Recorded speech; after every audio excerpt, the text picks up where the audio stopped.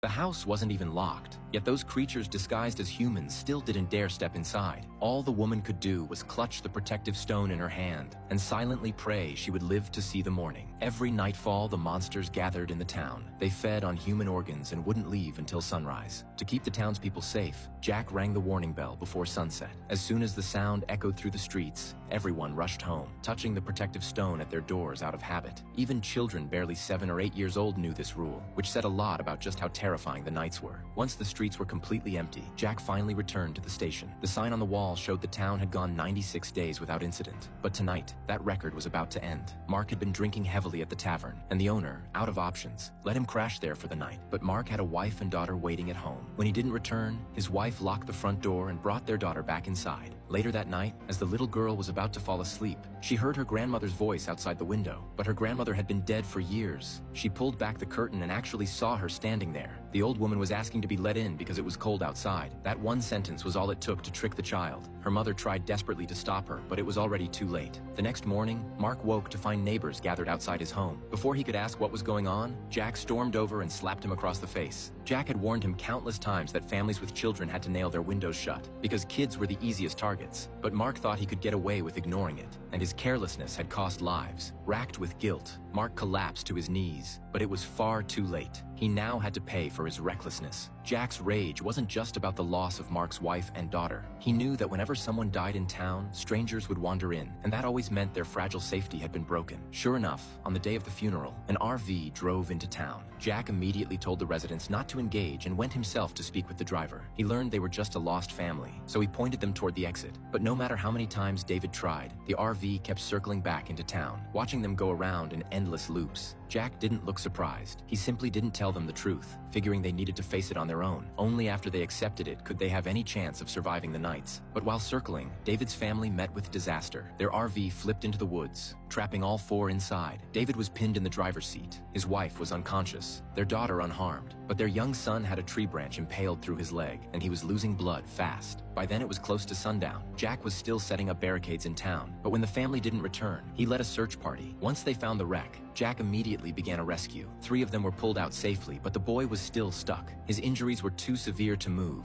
so Jack had to operate right there inside the wrecked RV. The problem was, there were only 40 minutes until dark, and the procedure would take at least an hour. With no other choice, Jack decided to stay behind with them for the night, sending his men back with the others. As night deepened, Jack held the protective stone in his hand, pinning his hopes on it. He hung it inside the RV and sealed every gap he could find. David, baffled, asked what was going on, and only then did Jack explain what was about to happen. But before he could finish, the boy started seizing, and almost immediately, the air outside filled with screeches. Jack looked out the window and saw the creatures closing in. More and more figures emerged from the darkness, and even Jack, usually the calmest of them all, felt his skin crawl. Whether they could survive the night had become the ultimate test.